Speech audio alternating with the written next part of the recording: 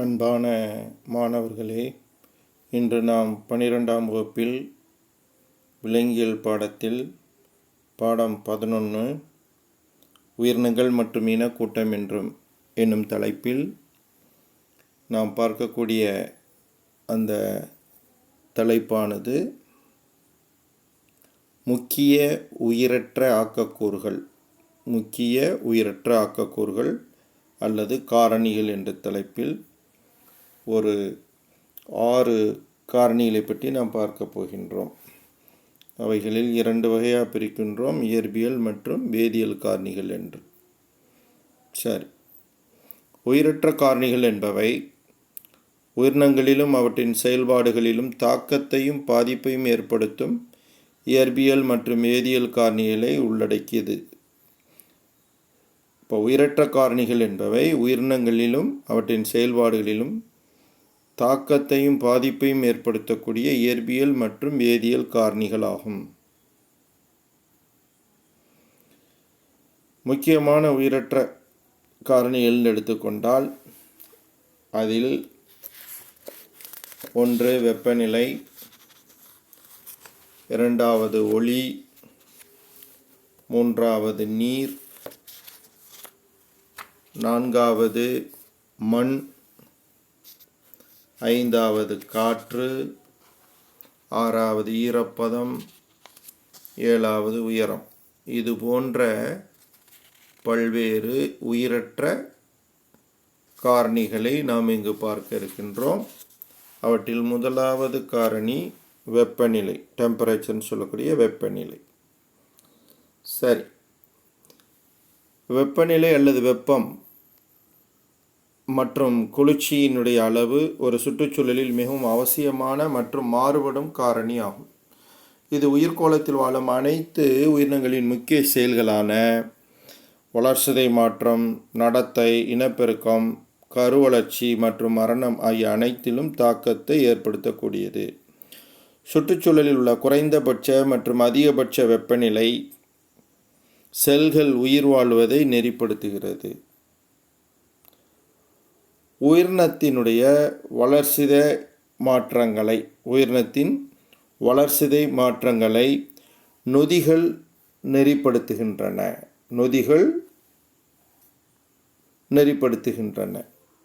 இந்த நொதிகள் வெப்பநிலை உணர்திறன் கொண்டவை. அதாவது நொதிகளானது உயிரினங்களின் வளர்சிதை மாற்றங்களை நெறிப்படுத்தக்கூடியது. இந்த நொதிகள் வெப்பநிலை உணர்திறன் கொண்டவை. வெப்பநிலையானது பெரும்பாலான உயிரினங்களில் பால் நிர்ணயம், பாலின விகிதம், இனப்பெருக்க உறுப்புகள் முதிர்ச்சியடைதல், இனச்செல்லாக்கம் மற்றும் இனப்பெருக்கம் ஆகியவற்றின் மீது தாக்கத்தை ஏற்படுத்தக்கூடியது. சில சுற்றுச்சூழல்களில் உயிரினங்களினுடைய அளவு மற்றும் நிற அமைப்பு ஆகியவற்றிலும் வெப்பநிலை தாக்கத்தை ஏற்படுத்துகின்றன. இந்த வகையில் குளிரான பகுதியில் வசிக்கும் பறவைகள் மற்றும் பாலூட்டிகள் வெப்பமான பகுதியில் வசிக்கும் உயிரினங்களை விட அதிகமான உடல் எடையை எட்டுகின்றன. இது பெர்க்மானின் விதி என்று அழைக்கப்படுகிறது. அதாவது குளிரான பகுதியில் வசிக்கும் பறவைகள் மற்றும் பாலூட்டிகள் வெப்பமான பகுதியில் வசிக்கும் உயிரினங்களை விட அதிகமான உடல் எடையை எட்டக்கூடியது. இது பெர்க்மானின் விதி என்று அழைக்கப்படுகிறது. அடுத்து, குளிரான பகுதிகளில் வாழும் மாறா உடல் வெப்பம் கொண்ட விலங்குகளின் கால்கள், காதுகள் மற்றும் பிற இணை உறுப்புகள் வெப்பமான பருவநிலையில் வாழும் அதே சிற்றினத்தை சார்ந்த உயிரினங்களை விட சிறியதாக உள்ளன. இது ஆலன் விதி என்று அழைக்கப்படுகிறது. அப்போ இந்த 2 விதிகளையும் கிட்டத்தட்ட ஒரு 3 மார்க்காவோ 2 மார்க்காவோ கேட்கலாம். முதலில் சொன்னது ஆலன் விதி, பெர்க்மானின் விதி. 2வது சொன்னது ஆலன் விதி. சரியா? அப்போ முதல் விதியானது என்ன சொல்லியிருக்குது? குளிரான பகுதியில் வசிக்கும் பறவைகள் மற்றும் பாலூட்டிகள் வெப்பமான பகுதியில் வசிக்கும் உயிரினங்களை விட அதிகமான உடல் எடையை எட்டுகின்றது. இதுதான் ஆக்சுவலாக பெர்க்மானின் விதி என்று அழைக்கப்படுது. அடுத்தது பார்த்திங்கன்னா ஆலன் விதிங்கிறது குளிரான பகுதிகளில் வாழும் மாறா உடல் வெப்பம் கொண்ட விலங்குகளின் கால்கள், காதுகள் மற்றும் பிற இணை உறுப்புகள் வெப்பமான பருவநிலையில் வாழும் அதே சிற்றினத்தை சார்ந்த உயிரினங்களை விட சிறியதாக உள்ளன. இதான் ஆலன் விதி அப்படின்னு சொல்கிறோம். அதே போல் அடுத்தது ஒரு விதி கொடுத்துருக்காங்க. ஆக்சுவலாக அந்த ரெண்டாவது சொல்லக்கூடிய விதி இருக்குல்ல, அந்த விதியினுடைய பெயர் ஜோர்டானின் விதி. அங்கே என்ன சொல்லியிருக்காங்கன்னா, சில நீர்வாழ் சூழலில் நீரின் வெப்பநிலைக்கும் மீன்களின் உடல் அமைப்பு மற்றும் எண்ணிக்கைக்கும் எதிர்மறை தொடர்பு கொண்டிருப்பதாக கண்டறியப்பட்டுள்ளது. சில நீர்வாழ் சூழலில் நீரின் வெப்பநிலைக்கும் மீன்களின் உடல் அமைப்பு மற்றும் எண்ணிக்கைக்கும் எதிர்மறை தொடர்பு இருப்பதாக கண்டறியப்பட்டுள்ளது. இதைத்தான் நம்ம ஜோர்டானின் விதி அப்படின்னு சொல்கிறோம். ஜோர்டானின் விதியை பற்றி ஒரு 3 மார்க்காவோ ஏதோ கேட்கலாம். சரியா? ஜோர்டானின் விதியை பற்றி சொல்ல போகும்போது நம்ம என்ன சொன்னோம்? ஜோர்டானின் விதி இதுவரை முடியும். சரியா?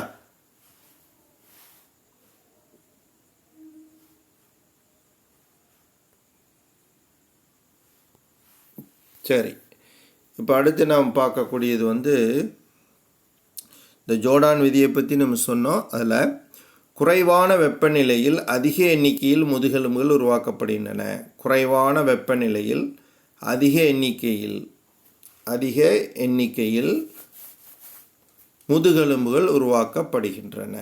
இதில் ஜோர்டானின் விதி என்று கேட்டால் நீங்கள் எங்கே சொல்லணும் அப்படின்னா, நம்ம ஏற்கனவே சொன்ன மாதிரி இங்கேருந்து ஆரம்பிக்கணும்.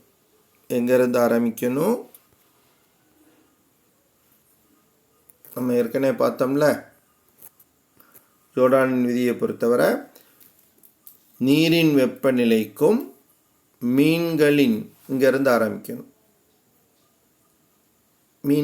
நீரின் வெப்பநிலைக்கும் மீன்களின் உடல் அமைப்பு மற்றும் எண்ணிக்கைக்கும் எதிர்மறை தொடர்பு இருப்பதாக கண்டறியப்பட்டுள்ளது.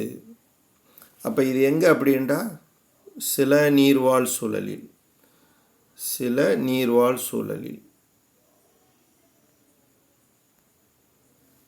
இங்கேருந்து ஆரம்பிக்கும். சில நீர்வாழ் சூழலில் நீரின் வெப்பநிலைக்கும் மீன்களின் உடல் அமைப்பு மற்றும் எண்ணிக்கைக்கும் எதிர்மறை தொடர்பு இருப்பதாக கண்டறியப்பட்டுள்ளது. அதைத்தான் நம்ம என்ன சொல்கிறோம்? ஜோர்டானின் விதி. இப்போ ஜோர்டானின் விதியை பொறுத்தவரை இது ஒரு 2 மார்க்கில் அல்லது 3 மார்க்கில் கேட்கக்கூடிய ஒரு கொஸ்டின். சரியா? இது ஜோர்டானின் விதி இதுவரை உள்ளது. சரி, இப்போ அதை காட்டக்கூடிய அந்த படங்கள் கொடுத்துருக்குறாங்க.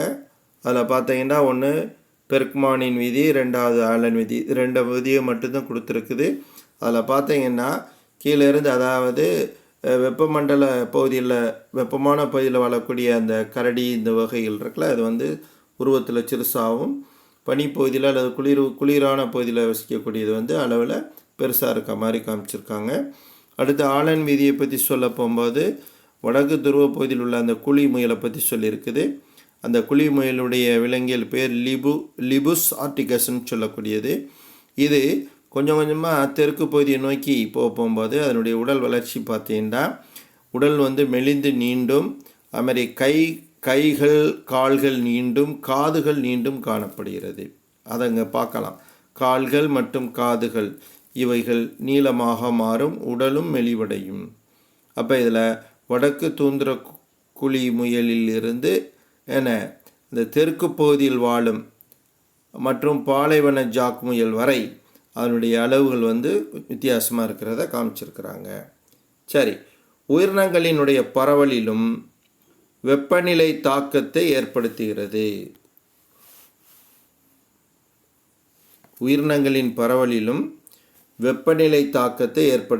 வெப்பமண்டல பகுதிகளில் உயிரின கூட்டத்தின் பல்வகைத்தன்மை, உயிரி மற்றும் செறிவு ஆகியவை மித வெப்பமண்டலம் மற்றும் துருவ பகுதிகளை விட அதிகமாகும்.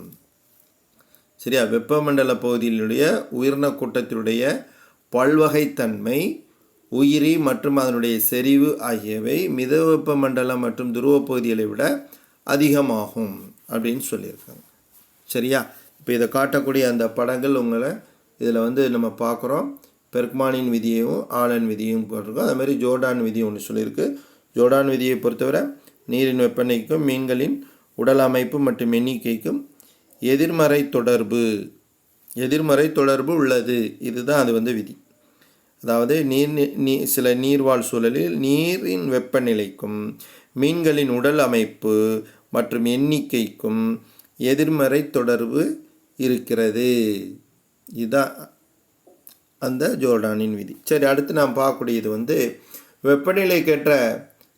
வெப்பநிலைக்கேற்ற தாவமைப்புகள். இப்போ உயிரினங்கள் எத்தகைய தாவமைப்பில் கொண்டிருக்குது, வெப்பநிலை கூடிச்சுனா எப்படி இருக்கும், குறைஞ்சா எப்படி இருக்கும் அப்படிங்கிற பார்க்குறோம். சிற்றினங்கள் உயிர் வாழ வெப்பநிலைக்கேற்ற தவமைப்புகளை பெறுதல் மிகவும் அவசியமாகும். அதிக வெப்பநிலை மாறுபாடுகளை தாங்கி வாழும் விலங்கினங்கள் மிகை வெப்ப வேறுபாட்டு உயிரிகள் எனப்படும். அந்த வார்த்தையை பாருங்கள், அதிக வெப்பநிலை, அந்த ஒரு வார்த்தை கொடுத்துருப்பாங்க. அதிக வெப்பநிலை மாறுபாடுகளை தாங்கி வாழும் விலங்கினங்கள் மிகை வெப்ப வேறுபாட்டு உயிரிகள் எனப்படும். இதுக்கு உதாரணம் கொடுத்துருக்காங்க பாருங்கள். மிகை வெப்ப வேறுபாட்டு உயிரிகளுக்கு உதாரணம் பூனை, நாய், புலி மற்றும் மனிதன். அதே மாதிரி மிகை வெப்ப வேறுபாடு பரிணாமத்திற்கு சாதகமானது. பனியுகத்தில் உயிரினங்கள் வாழ குறைந்த வெப்பநிலைக்கான தகவமைப்புகள் வாழ தேவையாக இருந்தன. அப்போ மிகை வெப்ப வேறுபாட்டு உயிரியலை பொறுத்தவரைக்கும் அது அதிக வெப்பநிலை மாறுபாடுகளை தாங்கி வாழும் விலங்கினங்கள் ஆகும். அடுத்து, பனியுகத்தில் உயிரினங்கள் வாழ குறைந்த வெப்பநிலைக்கான தகவமைப்புகள். இந்த தகவமைப்புகள் இவைகள் வாழ தேவையாக இருந்தது. அந்த குறைந்த வெப்பநிலைக்கான தகவமைப்புகளுக்கு மிகை குளிர் வெப்ப வேறுபாடு. மேலும் இவ்வெப்பநிலை வேறுபாடுகளை தாங்கும் திறனால் உயிரிகள் பிற பகுதிகளில் குடியேறி வாழும் திறனை அதிகரித்து கொள்கின்றன. அதில் மிகை வெப்ப வேறுபாட்டு உயிரி இது ஒரு 2 மார்க்கில் கேட்கக்கூடிய கொஸ்டின். இது என்ன அதுக்கு ஆன்சர் அப்படின்னுட்டா, அதிக வெப்பநிலை மாறுபாடுகளை தாங்கி வாழும் உயிரினங்கள், அதுதான் மிகை வெப்ப வேறுபாட்டு உயிரிகள். இப்போ அதே போல் அடுத்து பார்த்தீங்கன்னா,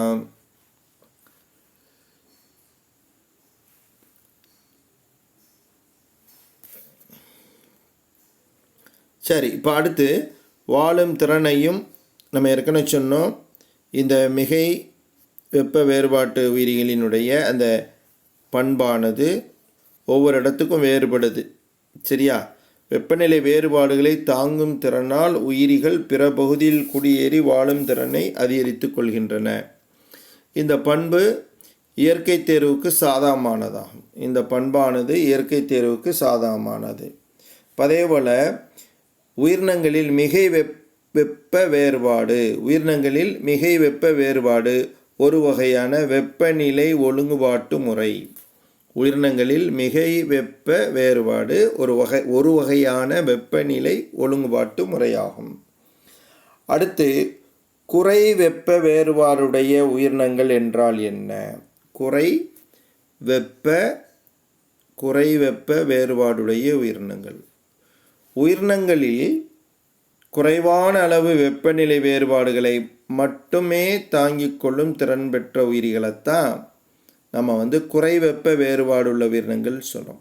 எந்த உயிரினத்தில் குறைவான அளவு வெப்பநிலை வேறுபாடுகளை மட்டுமே தாங்கிக் கொள்ளும் திறனை பெற்றிருக்குதோ அந்த உயிரினங்களை குறை வெப்ப வேறுபாடுடைய உயிரிகள் அப்படின்னு சொல்கிறோம்.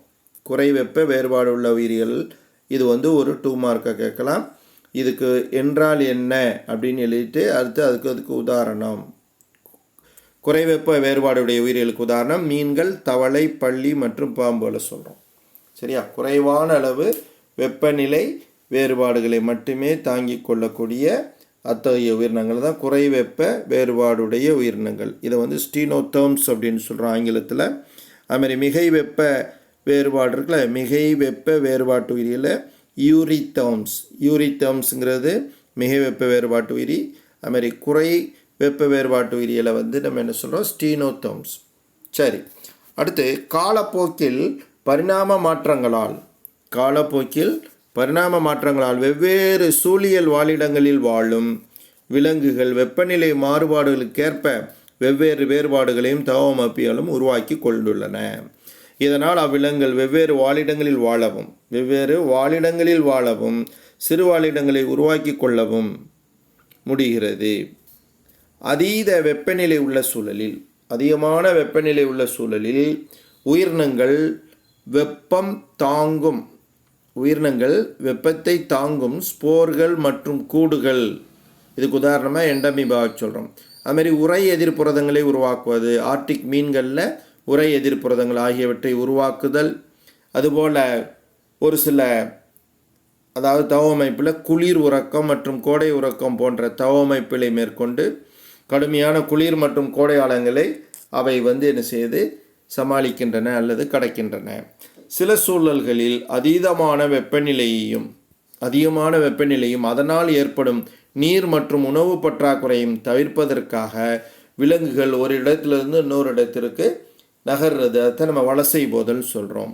அப்போ விலங்குகள் வலசை போதம் என்னும் பொருத்தமான அந்த தவமைப்பு பண்பையும் பெற்று அத்தகைய இடர்பாட்டை எளிதில் கடக்கின்றன. அப்போ இங்கே இந்த மாதிரி அதிகமான குளிர் மற்றும் அதிகமான கோடை இந்த மாதிரி பிரச்சனைகளில் அதற்கு ஏற்ற அந்த தவமைப்பு இல்லாத சூழ்நிலையில் அவை அந்த இடத்தை விட்டு வலசை போதல் என்னும் நிகழ்ச்சியின் மூலமாக அவை அந்த இடத்தை விட்டு கடந்து வேறொரு இடத்துக்கு சென்று அங்கு தன்னுடைய வாழ்க்கையை அமைத்து கொள்கின்றன. சரி, அடுத்து இப்போ நம்ம இதுவரை பார்த்தது வந்து வெப்பம்னு சொல்லக்கூடிய ஒரு உயிரற்ற காரணி. அடுத்து நாம் பார்க்கக்கூடியது ஒளியை பற்றி சொல்கிறோம். இது ஒரு முக்கியமான உயிரற்ற காரணி. ஒளிங்கிறது ஒரு முக்கியமான உயிரற்ற காரணி. சூழியல் நோக்கில் ஒளியினுடைய தரம், ஒளியினுடைய செறிவு மற்றும் அதனுடைய கால அளவு ஆகியவை உயிரினங்களுக்கு மிகவும் அவசியமானவை. அப்போ சூழியல் நோக்கில் பார்க்க போகும்போது ஒளியினுடைய தரம், ஒளியினுடைய செறிவு, அதனுடைய கால அளவு ஆகியவை ஒரு அவசியமான ஒரு ஃபேக்டர். சரி, விலங்கினங்களினுடைய வளர்ச்சி, நிறமியாக்கம், இடப்பெயர்ச்சி மற்றும் இனப்பெருக்க நிகழ்வுகளில் ஒளி வந்து ஒரு முக்கியமான தாக்கத்தை ஏற்படுத்துகிறது. ஒளியினுடைய செறிவு மற்றும் அலைவன் ஆகியவை வளர்சிதை மாற்றத்தில் தாக்கத்தை ஏற்படுத்துவது மட்டுமின்றி மரபணுக்களில் திடீர் மாற்றத்தையும் தூண்டுகின்றன. ஒளியில் வந்து குறிப்பாக சொல்லப்போனால் புற ஊதா கதிர்கள், சூரிய ஒளியில் உள்ள புற ஊதா கதிர்கள் மற்றும் எக்ஸ் கதிர்கள் மரபணுக்களில் தாக்கத்தை ஏற்படுத்தி அதனால் திடீர் மாற்றத்தை தூண்டுகிறது. மற்றும் கண் பார்வைக்கு ஒளி மிகவும் அவசியம். குகையில் வாழும் உயிரினங்களில் சரியாக வளர்ச்சியடையாத அல்லது முழுமையாக கண்கள் இல்லாத நிலை ஆகியவற்றால் இது நிரூபிக்கப்படுகிறது. அதுமாதிரி விலங்குகளின் ஊடு வளர்ச்சி தடை என்று சொல்லக்கூடிய டயாபாஸ் நிகழ்வில் ஒளி தாக்கத்தை ஏற்படுத்துகிறது. அடுத்து கோடை காலங்களில் அதிக ஒளிச்செறிவின் போது பறவைகளின் இனப்பெருக்க செயல்பாடு வந்து அதிகரிக்கும். எளிய விலங்குகளில் இடப்பெயர்ச்சி மற்றும் இயக்கத்தில் ஒளி தாக்கத்தை ஏற்படுத்துகிறது. அதாவது எளிய விலங்குகளில் இடப்பெயர்ச்சி மற்றும் அதனுடைய இயக்கத்தில் வந்து ஒளி ஒரு தாக்கத்தை ஏற்படுத்துகிறது. ஆக நம்ம ஒளி என்பதும் ஒரு உயிரற்ற காரணியாக இருந்தாலும் உயிரினங்களுடைய பல்வேறு நிகழ்வுகளில், அதாவது நிறமியாக்கம், இடப்பெயர்ச்சி, இனப்பெருக்கம் போன்ற நிகழ்வுகளில் இவை வந்து ஒளியானது தாக்கத்தை ஏற்படுத்தக்கூடியது.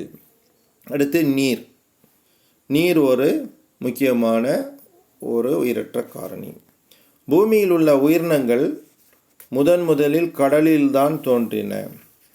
பூமியில் உள்ள அனைத்து உயிரினங்களும் உயிர் வாழ நீர் மிகவும் அவசியமாகும்.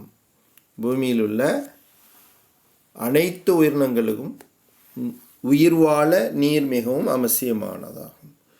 பூமியினுடைய மேற்பரப்பில் சுமார் 4 3 பகுதி நீரால் சூழப்பட்டுள்ளது. பூமியில் உள்ள சுமார் 4/3 பகுதி நீரால் சூழப்பட்டுள்ளது. சரி, இந்த நீரானது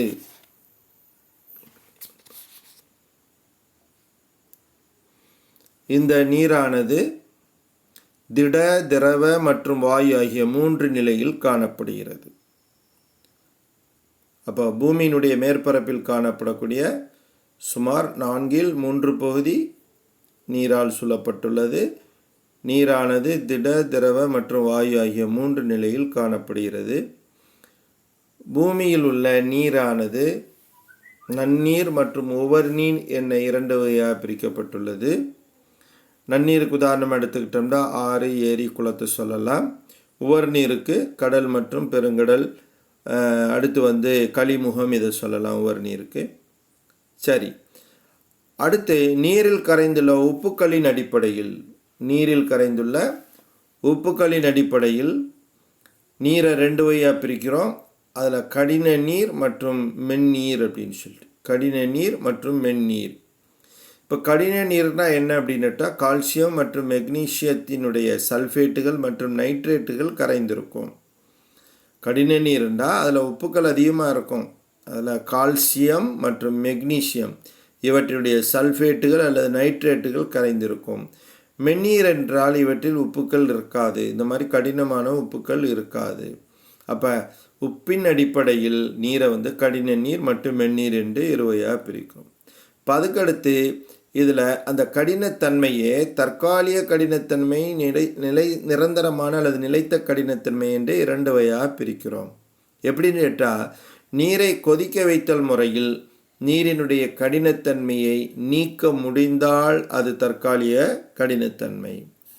அவ்வாறு கொதிக்க வைத்தல் முறையில் நீரின் கடினத்தன்மையை நீக்க முடியாவிட்டால் அது நிரந்தரமான கடினத்தன்மை என்று நம்ம நீரினுடைய அதனுடைய கடினத்தன்மையை வச்சு நம்ம பிரிக்கிறோம். நீரில் உள்ள உப்புக்களின் அடிப்படையில் நீரை கனநீர் மற்றும் மென்னீர் அப்படின்னு பிரிக்கிறோம். அது மாதிரி பூமியில் உள்ள நீர்நிலையில் 2 வகையாக பிரிக்கிறோம். அதில் நன்னீர், உவர்நீர் அப்படின்னு சொல்லிட்டு. சரி, அடுத்து நீரின் முக்கிய பண்புகள் எடுத்துக்கிட்டோம்னா ஒரு சில பாயிண்ட்கள் கொடுத்துருக்கோம். அதில் கிட்டத்தட்ட ஒரு 10 பாயிண்ட் கிட்ட கொடுத்துருக்காங்க நீரினுடைய பண்புகள். அதில் முதல் பண்பு எடுத்துக்கிட்டோம்னா, நீரானது மண் உருவாக்கத்தில் ஒரு முக்கிய காரணியாக செயல்படுகிறது. மண் உருவாக்கத்தில் ஒரு முக்கிய காரணி. அடுத்து நாம் பார்க்கும்போது பல்வேறு சூழ்நிலை மண்டலங்களுக்கான ஊடகமாக நீர் திகழ்கிறது. பல்வேறு சூழ்நிலை மண்டலங்களுக்கான ஊடகம். நீர் வளிமண்டலத்திலும் பாறை கோளத்தின் வெளியுறையிலும் ஈரநிலையில் உள்ளது. நீரானது வளிமண்டலத்திலும் பாறை கோளத்தின் வெளியுறையிலும் ஈரநிலையில் உள்ளது. பூமியில் நீர் சமமற்ற நிலையில் பரவியுள்ளது. நீர் காற்றை விட கனமானது. மேலும் நீர் சூழலில் அது மிதவைத்தன்மையை நீரில் வாழக்கூடிய உயிரினங்களுக்கு அளிக்கிறது. மிதவைத்தன்மை இப்பண்பு நீர்வாழ் உயிரிகள் நீர்நிலையில் வெவ்வேறு மட்டங்களில் மிதக்க உதவி செய்கிறது. அடுத்து நீரின் அதிக வெப்பத்திறன். நீரினுடைய அதிக வெப்பத்திறன் மற்றும் உள்ளுறை வெப்பம் காரணமாக அதிக அளவு வெப்பத்தை தக்க வைத்து கொள்ளும் திறனுடையது. அதனால் பெருங்கடல் மற்றும் ஏரிகளில் சீரான வெப்பநிலை பராமரிக்கப்படுகிறது. பெருங்கடல் மற்றும் ஏரிகளில் வெப்பமானது சீராக பராமரிக்கப்படுகிறது மற்றும் உயிர்கோளத்தில் நிலைத்த வெப்பநிலை காணப்படுகிறது. இதன் நீரினுடைய இயற்பியல் தன்மை தனித்துவமானது. திடநிலையில் உள்ள நீர் திரவ நிலையில் உள்ள நீரை விட அடர்த்தி குறைவானது. திடநிலைங்க போகும்போது பனிக்கட்டியை நம்ம தண்ணியில் போட்டோம்னா மிதக்கும். இப்போ திடநிலையில் உள்ள நீர் திரவ நிலையில் உள்ளதை விட அடர்த்தி குறைவானது. அடர்த்தி குறைவாக இருக்கிறதுனால தான் பனிக்கட்டி நீரில் மிதக்குது. அடுத்து உறைநிலையில் நீர் சுருங்குகிறது. அதாவது 0 டிகிரி செல்சியஸில் உறைஞ்சி பனிக்கட்டியாக மாறிடும். ரைட்டா? அது நீர் உறைந்து சுருங்கிறது. 4 டிகிரி செல்சியஸ் வெப்பநிலையில் திரவ நீரினுடைய அடர்த்தி மிக அதிகமாக உள்ளது. இதற்கு கீழ்நிலையில் உள்ள நீரானது குறிப்பிடத்தக்க அளவில் விரிவடைய துவங்குகிறது. இப்பண்பு பனிக்கட்டியை நீர்நிலையில் உள்ள நீரின் மேல் மிதக்கச் செய்கிறது. இதனால் நீர்நிலைகளில் மேல்புறம் உள்ள நீர் மட்டும். இதனால் நீர்நிலைகளில் மேல்புறம் உள்ள நீர் மட்டும் உறைகிறது. அதன் கீழ்ப்பகுதியில் உள்ள நீர் திரவ நிலையிலேயே இருந்து உயிரினங்கள் வாழ்வதை நிலைப்படுத்துகிறது. அப்போ பெரிய பெரிய பெருங்கடல்களில் பார்த்தீங்கன்னா துருவ பகுதிகளில் கடல் பகுதின்னு எடுத்துக்கிட்டோம்னா துருவங்க போகும்போது குளிராக இருக்கும். அதில் மேலே உள்ள அந்த நீர் ஃபுல்லாக உறைந்த நிலையில் இருக்கும். அதனுடைய ஒரு குறிப்பிட்ட பகுதி கீழே போனோம்னா நம்மளுக்கு நீராகவே இருக்கும். சரியா? அப்போ அந்த மேலே உள்ள அந்த பனிக்கட்டி உயிரினங்கள் வாழ முடியாத ஒரு சூழ்நிலை இருக்கும். அதுக்கு அடியில் உள்ள பகுதி தண்ணியாகவே இருக்கிறதுனால அது உயிரினங்கள் வாழ்வதை நிலைப்படுத்துகிறதுன்னு சொல்கிறோம். இப்போ இதை காட்டக்கூடிய ஒரு படம் ஒன்று கொடுத்துருக்கு. குளிர் நீர்நிலையில் வெப்பநிலை மண்டலங்களில் மேலே பாருங்கள், ஐஸ்கட்டி பனிக்கட்டின்னு சொல்கிறோம்ல, -6 டிகிரி செல்சியஸ் -6 டிகிரி செல்சியஸில் உறைஞ்சி பனிக்கட்டி விளைஞ்சி போயிருக்கும். 0 டிகிரி வரை அப்படித்தான் இருக்கும். 0க்கு கீழே போகும் பாருங்கள், 1 degree 2 degree 3 degree 4 degree Celsius. 1க்கு கீழே போயிட்டாவே, அதாவது 1க்கு அப்படி மேலே 1 2 3 4 அப்படின்னு போக போக நீர்மை நிலையிலேயே இருக்கும். சரி, இப்போ அடுத்த பாயிண்ட்டை பார்த்தீங்கன்னா, அதாவது நீரினுடைய பண்புகள்னு எடுக்க போகும்போது நீர் பொது கரைப்பானாக கருதப்படுகிறது. வேதிப்பொருட்கள் உயிரற்ற ஆக்கக்கூறுகளிலிருந்து சூழ்நிலை மண்டலத்தின் உயிர் சூழலுக்கு கடத்தப்பட நீர் முக்கியமான ஊடகமாக செயல்படுகிறது. அடுத்து, நீர் அதிக பரப்பளவு விசை கொண்டதாகவும் நீரின் இப்பண்பினால் மகரந்த தோல், தூசி மற்றும் நீர் மேல் நடக்கும் பூச்சிகள் ஆகியவை நீரை விட அதிக அடர்த்தி கொண்டிருந்தாலும் நீரின் மேற்பரப்பில் மிதக்கின்றன. அப்போ நீர் அதிக பரப்பளவு விசையை கொண்டிருக்குது. இதனால் நீரினுடைய இந்த பண்புனால் மகரந்த தூள்களோ தூசியோ அல்லது நீர் மேல் நடக்கக்கூடிய பூச்சிகளோ நீரை விட அதிகமான அடர்த்தி கொண்டிருந்தாலும் நீரின் மேற்பரப்பில் இவை மிதக்கிறது. சரி, இப்போ நம்ம பார்த்ததில் இதுக்கு முன்னாடி ஒளின்னு ஒரு உயிரற்ற காரணி பார்த்தோம். அந்த ஒளியினுடைய தன்மையை வச்சு ஒளி சார்பியக்கம், ஒளி நாட்டம், ஒளி தூண்டல் இயக்கங்கிறத 3 விஷயத்தை நம்மளுக்கு கொடுத்துருக்காங்க தெரிஞ்சுக்கிறதுக்காக வேண்டி. ஒளி சார்பியக்கத்தை நம்ம ஃபோட்டோடாக்சிஸ்ன்னு சொல்கிறோம். ஃபோட்டோடாக்சிஸ் அதாவது ஒளிக்கான எதிர்வினை காரணமாக முழு உயிரினமும் அந்த ஒளியை நோக்கி நகருவது, அதான் ஒளிச்சார்பியக்கம்னு சொல்கிறோம். ஒளிக்கான எதிர்வினை காரணமாக முழு உயிரினமும் நகருவது. ஒன்று ஒளியை பார்த்து அதுக்கு எதிரான திசையில் போகணும், அல்லது அந்த ஒளியை நோக்கி நகரணும். ஒளிக்கான எதிர்வினை காரணமாக முழு உயிரினமும் நகர்வது ஒளிச்சார்பு இயக்கம், ஃபோட்டோடாக்சிஸ்ன்னு சொல்கிறோம். இதில் உயிரினங்கள் அந்திப்பூச்சியை போல் ஒளியை நோக்கி நகர்ந்தால் அது நேர்மறை ஒளிச்சார்பியக்கம். அதைத்தான் நம்ம பாசிட்டிவ் ஃபோட்டோடாக்சிஸ்ன்னு சொல்கிறோம். உயிரினங்கள் அந்திப்பூச்சியை போல ஒளியை நோக்கி, ரைட்டா, அல்லது ஒரு சிலதிலிருந்து ஒளியினுடைய திசைக்கு எதிராக நகருவது. இப்போ உதாரணத்துக்கு யூக்ளினா, வால்வாக்ஸு மற்றும் மண்புழுக்கள் இருக்குல்ல, இதன் மீது ஒளி பட்ட உடனே என்ன செய்யும், அந்த ஒளிக்கு எதிர் திசையில் இவ நகரும். அதைத்தான் நம்ம எதிர்மறை ஒளிச்சார்பியக்கம்னு சொல்கிறோம், நெகட்டிவ் ஃபோட்டோடாக்சிஸ். அப்போ ஒளிச்சார்பியக்கம்ங்கிறது ஒளிக்கான எதிர்வினை காரணமாக முழு உயிரியும் நகர்வதைத்தான் நம்ம ஒளிச்சார்பியக்கம்னு சொல்கிறோம். அதில் நேர்மறை ஒளிச்சார்பியக்கம்ங்கிறது ஒளியை நோக்கி நகர்வது, எதிர்மறை ஒளிச்சார்பியக்கம்ங்கிறது ஒளிக்கு எதிரான திசையில் நகர்வது. அடுத்து ஒளி நாட்டம், ஒளி தூண்டலின் விளைவாக. இந்த ஒளி நாட்டத்தை ஃபோட்டோட்ராபிசம் சொல்கிறோம். ஃபோட்டோட்ராபிசம் ஒளி தூண்டலின் விளைவாக உயிரினங்களுடைய வளர்ச்சி அல்லது திசை அமைவில் ஏற்படும் மாற்றம் ஒளி நாட்டம் எனப்படும்.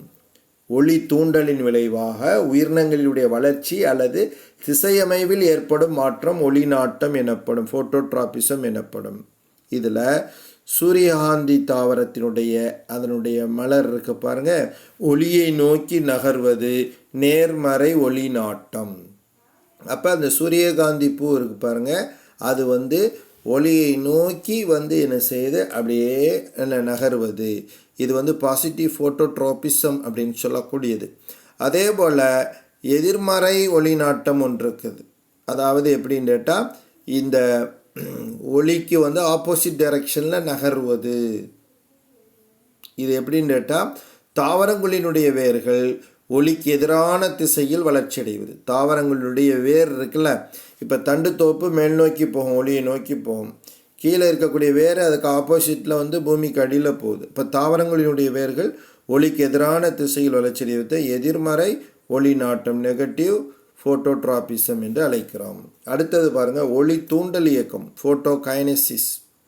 ஃபோட்டோகைனசிஸ் நகரும் உயிரிகளின் அல்லது செல்களின் இடப்பெயர்ச்சியினுடைய வேகம் அல்லது திரும்புதல் அதிர்வெண் ஒளியின் செறிவால் மாற்றியமைக்கப்படுகிறது. நகரும் உயிரிகளின் அல்லது செல்களினுடைய இடப்பெயர்ச்சியினுடைய வேகமானது ஒளியின் செறிவால் மாற்றியமைக்கப்படுவதைத்தான் ஒளி தூண்டல் இயக்கம் சொல்கிறோம். இலக்கற்ற இவ்வியக்கம் ஒளிக்கான எதிர்விளைவாகும். இலக்கற்ற இவ்வியக்கம் ஒளிக்கான எதிர்வினை. அப்போ இதில் 3 விஷயங்கள் பார்த்துருக்கோம். ஒன்றாவது வந்து ஃபோட்டோ டாக்சிஸ், ரெண்டாவது வந்து ஃபோட்டோட்ராபிசம், மூணாவது ஃபோட்டோகைனசிஸ். இது வந்து ஒளியை வச்சு நம்ம பார்க்கக்கூடியது. இது வரைக்கும் நாம் பார்த்தது 3 உயிரட்ட காரணிகள் பார்த்துருக்கோம். ஒன்று வெப்பம், ஒன்று ஒளி, ரெண்டாவது நீர். ரைட்டா? இதில் நீரினுடைய முக்கிய பண்பில் கூட ஒரு 3 மார்க்காக கேட்கலாம். அடுத்து உள்ளதை மீதி மண்ணிலிருந்து அடுத்த வகுப்பில் நாம் பார்க்கலாம். ஓகே, நன்றி.